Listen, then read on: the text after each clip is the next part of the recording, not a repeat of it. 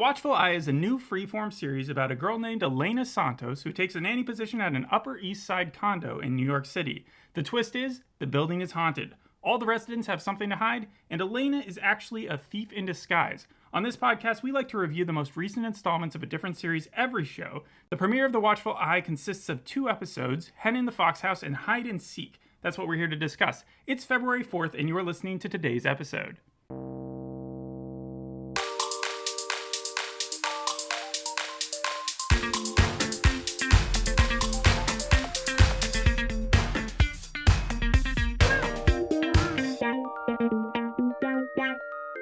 The biggest difference between Freeform and ABC Family is its programming block. For example, ABC Family in the late 2000s, early 2010s came out with a lot of different shows like The Secret Life of the American Teenager. You also had things like Switched at Birth, Pretty Little Liars, The Fosters, kind of shows that the channel became notoriously known for. However, ever since it switched to Freeform, it's kind of decided to go a darker route with it. You have more shows like Cruel Summer, Single Drunk Female, I know that's more of a dramedy, but you also have things like Motherland, Fort Salem, that's gotten good reception as well, and it's kind of like become known for that. So obviously The Watchful Eye is trying to kind of fit into that category, yeah. And I'm wondering how well it did with that, because you like things like Cruel Summer, right? Yeah, Cruel Summer was good. When you said programming block, I was thinking like time periods, because usually when someone says the block, they mean the time that it comes out. But yeah, this show is definitely darker than some of like Switched at Birth might have been. That was more, but there is romance and they're still young people, and it is sort of like a CW knockoff. Yes, yeah. Yeah. The setup for this show is interesting though, because it deals with a haunted building, and that's not exactly the most original concept. You talk about American Horror Story Hotel, 666 Park Avenue, more recently Archive 81, Only Murders in the Building. Yes. There seems to be an appetite for this type of premise, and so we got this fancy New York City apartment. It's called the Grayborn Building, and it's right next to Central Park, but it's mysterious and it's haunted. People go missing, people die, there's suspicious accidents, and the first scene we see is Annie leaping out of a building, like belly flopping right into the cement. So I heard that even like negative reviews for this show were saying that the first scene and did set it up like pretty well. Like you were interested. Oh, it in was what happened. Goofy as hell. No, really? Like, okay. I mean, it was like someone jumping off of a diving board, but in like the worst way possible. You're not supposed to go by the belly. But like she clearly just wanted to cause as much surface area destruction as possible when she hit the ground. And the doorman did see it happen, so that was fun. But before I jump into like the rest of the episode, there are a few things that I came away with that I want to mention. First of all, everybody seems to know everyone in this building, which is very strange because these are like supposed to be these rich elite people who I would think would be closed off. They wouldn't be neighbors and friendly with everyone, but everybody's in everyone's business, basically is what I'm trying to say. Also, it's just a constant stream of introductions. By the end of the episode, I know who Elena Santos is. Annie, Matthew, Tori, Jasper, Scott, Mrs. Ivy, Darcy, Bennett, Elliot, Dr. Dick, Candace, Alex, Kim, James, Ginny, Cecil, Morgan, and Jocelyn. That's over 20 characters. I feel like it might be, but I feel like I missed some, honestly. But they all sort of have a place, so I do give the show credit for that. Like, they're able to introduce so many people, and by the end, I do know who they are. Really? Okay, so they all have their own trait. You can identify them. All right. Okay, so this first episode's called Hen in the Fox House. It's a fitting title for the first episode because it deals with Elena. She is attending this interview to become Jasper's nanny. Now, Jasper is Annie's son. And in this day and age, to be a nanny, apparently you need a college degree, references, a background in childcare, and you have to be able to speak multiple languages. And she's single, so she's going to have a lot of free time. That's insane, yeah. Right? So that's how she's promoting herself, and she's doing a pretty good job. Like Matthew, Jasper's dad, he is seeing her as this young, polite, good sense of humor kid who's coming in to take care of his kid. And then we have Tori walk in, and Tori is the sister-in-law of Matthew. She was Annie's sister and also then Jasper's aunt. And she's tight-wound, she's snobby, and she immediately is telling Elena that she can go. Like, she's like, we'll call you back if it's necessary. But she doesn't think that she has the credentials to be the nanny. They have 10 other interviews set up. And then we cut to Elena. She's been dismissed, and she's hanging out with this other dude named Scott. That's her boyfriend. He's like discount Matt Bomber. And I know she just said that she was single, but this is where we learn that everything that we learned about her is fake.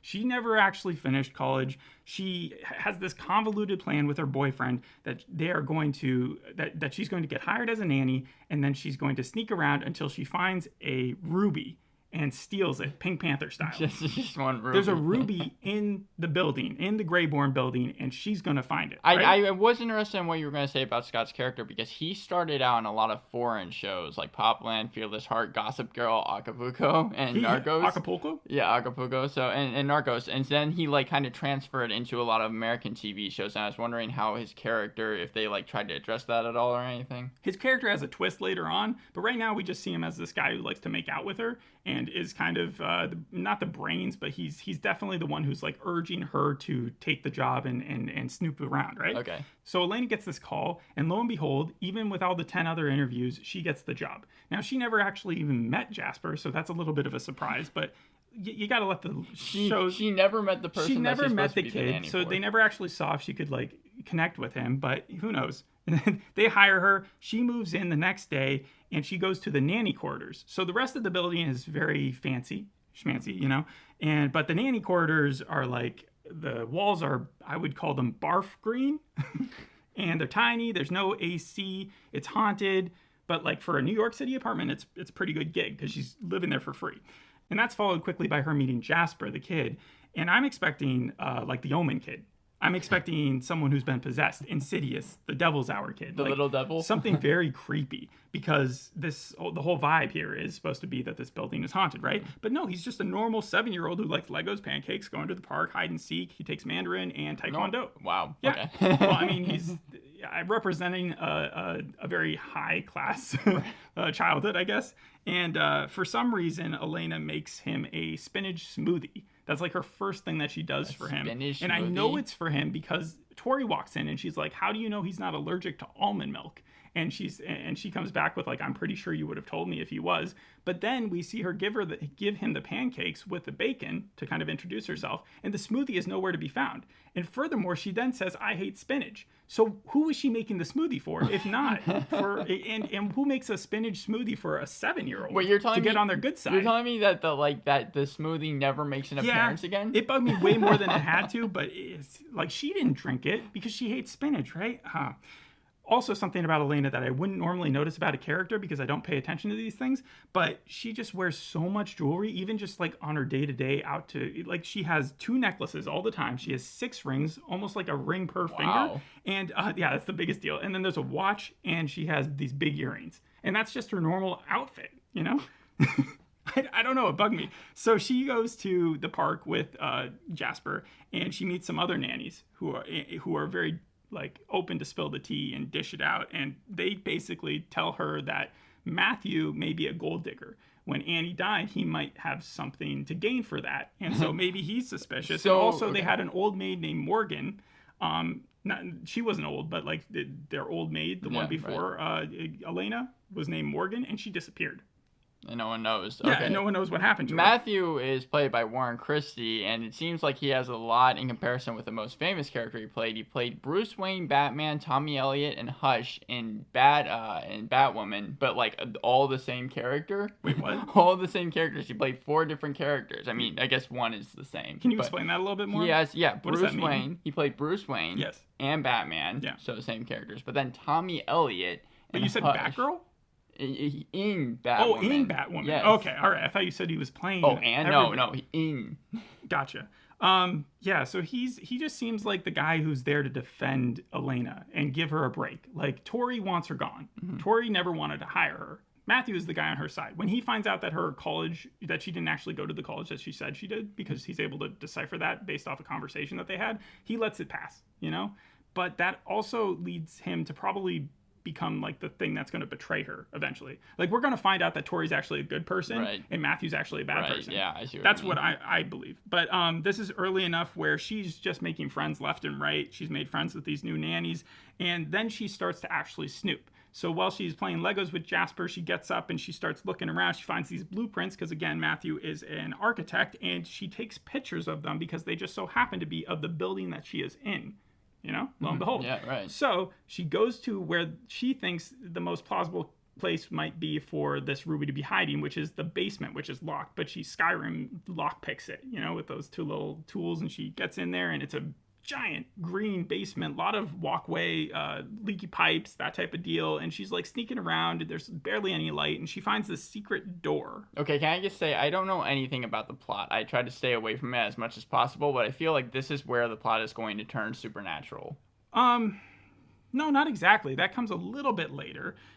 She opens the door and she finds this dusty, creepy dining room that doesn't look like it's been touched this millennium. And it has a lot of paintings on the wall of like the founder of the building, whose name is Alistair Greyborn. And she's looking around and she finds this panel that has a little lock in it. And I'm thinking, well, maybe the ruby's just waiting for her. Maybe she gets the ruby in the first episode. Who knows? But then she hears this weird sound and she gets freaked out and she runs out of the room. And when she like runs back to run up the stairs to get out of the basement, there's a dead body. One of the doormen has died. The same doorman that saw the girl fall from the roof at the beginning? I think the doorman who saw Annie die was Cecil. But if it wasn't, if it was like Herman or whatever his name is, then yes. Okay. So I only know two doormen. One of them is now dead, right? And so then they call the police, and guess who is actually the detective? That would be her boyfriend, Scott. And he acts like he doesn't know her, and he's like, okay, just call me if you have any. But so he has a job. He's not just like some lowbrow criminal who's like, no, but he's the detective for the NYPD, and he still wants to rob this place for its diamond. That I jumped ahead to the ending because that was its own like sort of separate story. Oh, that was the twist that you were talking about? Yeah, that was kind of his twist at the end. But before that all happens, Tori throws this like kind of big get-together party that she has, kind of just to introduce us to more people, right? Mm-hmm. And her maid has COVID or is sick. She leaves, and this is when Elena feels like she could use the opportunity to snoop, so she volunteers to take over as the bartender and also the server, to kind of meet everybody and scope out what's going on, right? Right. She sees Mrs. Ivy. That's the curmudgeon-y old penthouse lady who's played got by all the Kelly money. Bishop. She's from The Marvelous Mrs. Maisel. I was wondering if you're going to recognize them or not. No, I didn't. But I did recognize Tori. She's from like Dollhouse. Oh, and stuff. Amy Acker. Yeah, I mean, she's probably the biggest name for the show. Angel as well, 911 Lone Star. Yeah, she's been in everything. But Tori's husband, we also meet him. He tries to make the moves on Elena, but like he's being a dick about it. He tries to molest her. Like he says, you shouldn't be in this room, but we can work something out, And then his daughter interrupts. The daughter saves Elena, and so that's either Bennett or Darcy. I forgot which one is which. And also the husband's name is Dr. Dick, just in case I refer to him again. But that's where Matthew actually confronts Elena about lying about her resume. She also hangs out with this other kid who I don't think I established earlier. His name is Elliot. Elliot is a high schooler. He hangs out in the nanny corridors that are also used as like storage facilities, and he just gets high in there. So that's how they bond. She doesn't actually get high with him, but he does leave her a joint at the end of the episode where she goes back to her apartment after serving all these people, and she gets high, and then she's like falling asleep, and that's where Jocelyn pops up, and Jocelyn's like, you can't trust anybody. And Jocelyn looks like she's an old-timey like clothing, and she's also like acting a little strange. So for anybody who's seen like Haunting a Hill House, you immediately put together that she's a ghost. Okay. But for Elena, she's high and she doesn't understand. She's just like, oh, okay, you're just hanging out here, so you're one of the other nannies. It's interesting you say that because a lot of the people that worked on the show, they've done a lot of fiction, but I don't think they've gone like kind of the supernatural route that you're talking about. And just talking about Elliot really fast, Lex Lumpkin is the person who plays them. He has done a lot of like Nickelodeon shows. Really? Yeah. So. He reminded me of a character from Dear White People. I remember there was someone that she talks to at the beginning who kind of looks like him. But then after the ghost's advice of don't trust anyone, Elena wakes up and she goes to hang out with her boyfriend for a second, but then she goes and hangs out with Jasper, and Jasper runs into the street while she's on her phone, and that nearly gets her fired because she has to like run after him and then falls over. But Mrs. Ivy comes to save the day because she walks into the Matthew's apartment where Tori is about to like fire her, and she's like, no, I saw the whole thing, and Elena actually saved Jasper's life. Tori does that? No, Mrs. Ivy does that. Okay, yeah, Tori was about to fire her. Right. So Ivy then has like this hold over because obviously she hadn't seen a thing. Mm-hmm. So she did this not out of the goodness of her heart. Elena goes to the penthouse to find out why.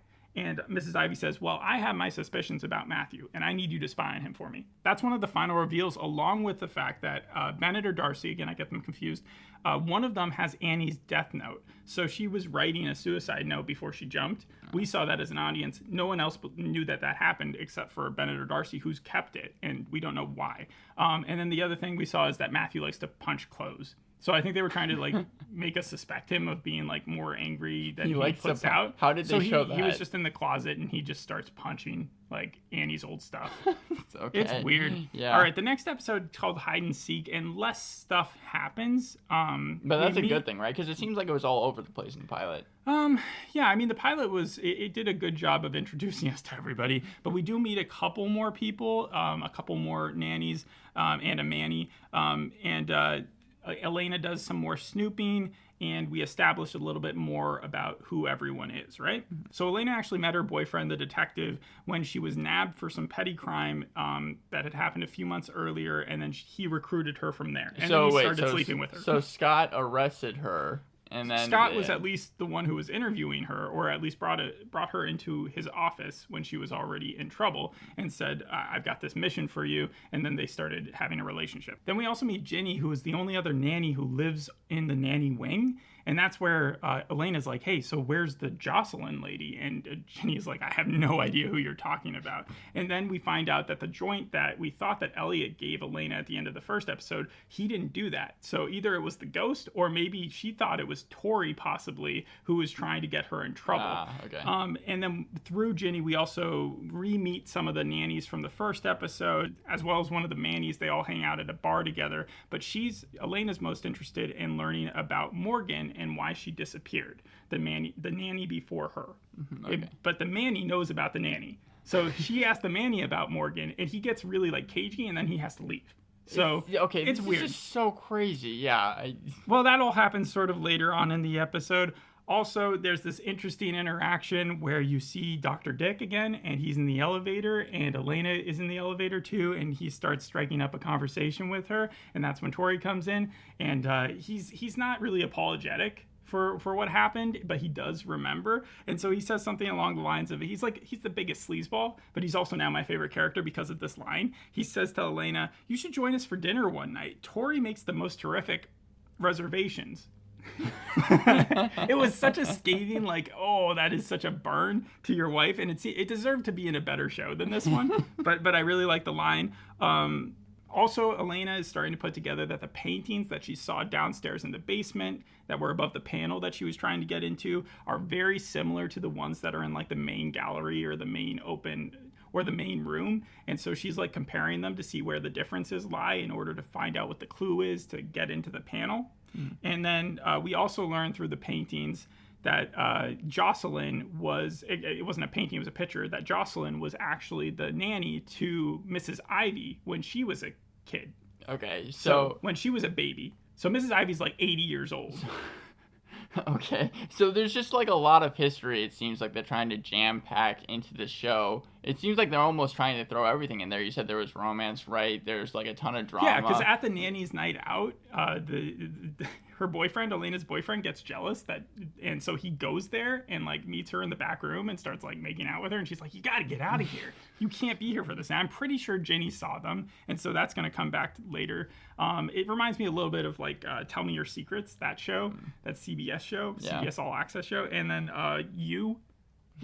because of the relationships and some of the characters are similar. Hollywood Reporter. And the revenge. Hollywood Reporter said it was a lot like Agatha Christie, part only murders in the building, as you said. And it seems like there's so many whodunits that have come out in this past year. Just to name a slight few, you have After Party, Glass Onion, as we mentioned, only murders in the building. Does it seem like because But those people are all looking to solve a crime for the good of, like, everybody, right? Like, they're doing a good deed. Yes. But Elena is just trying to steal a diamond or a ruby, you know? Because of that, do you think that this show kind of falters or fails because there's been so many whodunits that have come out? No, because it's completely different than them. It's the type of show that you wouldn't have a problem just keeping on in the back or like in the background, right? It would help you while you're like doing homework, while you just look up, because you don't need to pay attention to it to understand what's going on.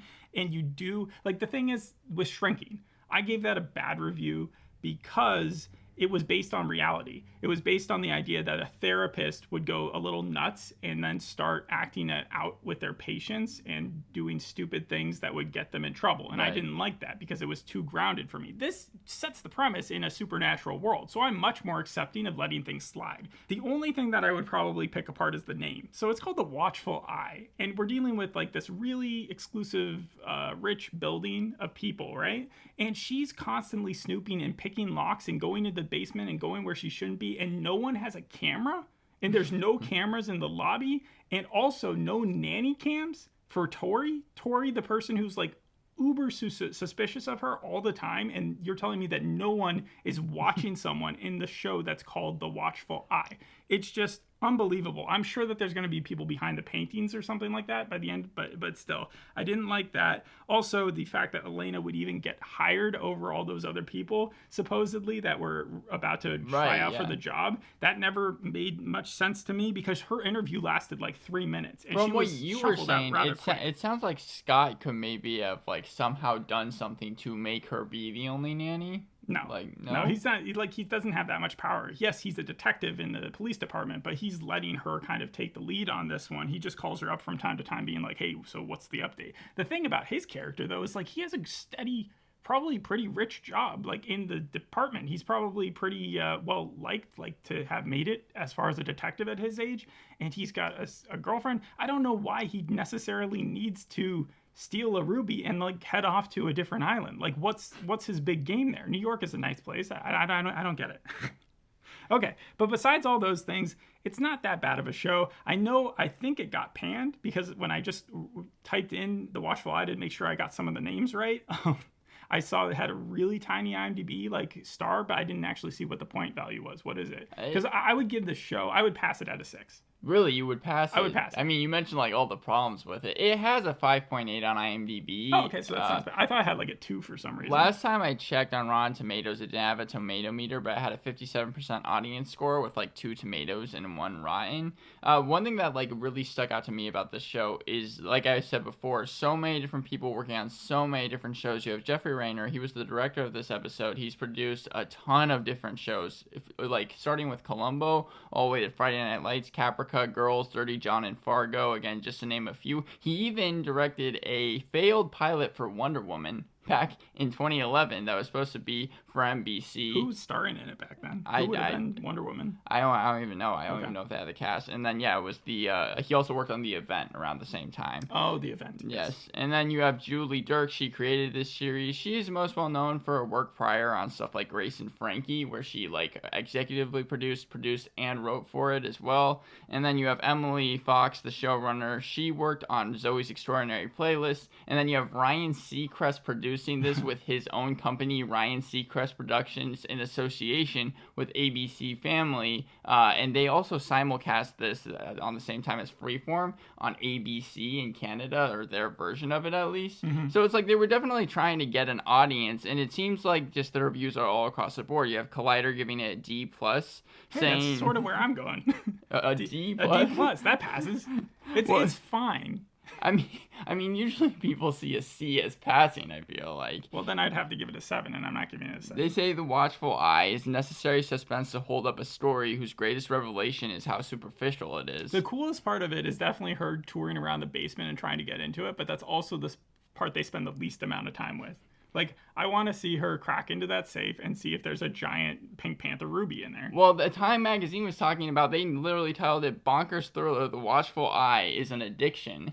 So it's like they obviously liked it, and I think that they're talking about how kind of over the top it was as well. One thing everybody said was that this was like a Hitchcockian style type of TV show, or wanted to be that way, and that gave me flashbacks right to Cabinet of Curiosities, because they said that was Hitchcockian as well. The basement looks a lot like the storage facility in the first episode of that. So that might give you a better idea of what I was talking about when I said it was big and green and pipes everywhere and kind of dirty. Okay. I mean, I know that they started filming. I was trying to see how many episodes the show was, and it just did not give me a specific number. I know it's going to be at least 6, but they started filming in April 26, 2022, and concluded on September 1st, 2022, and they did shot in multiple locations: British Columbia, Canada, Burnaby, like all of these different types of places. But it's all inside. And it's all showing. There's like this outside Friends shot. You know how Friends, they always showed the apartment building. Yeah, they the do the exterior. same thing. They do the same thing here, where they always show the exterior of the Greyborn building, and then the rest of the show is all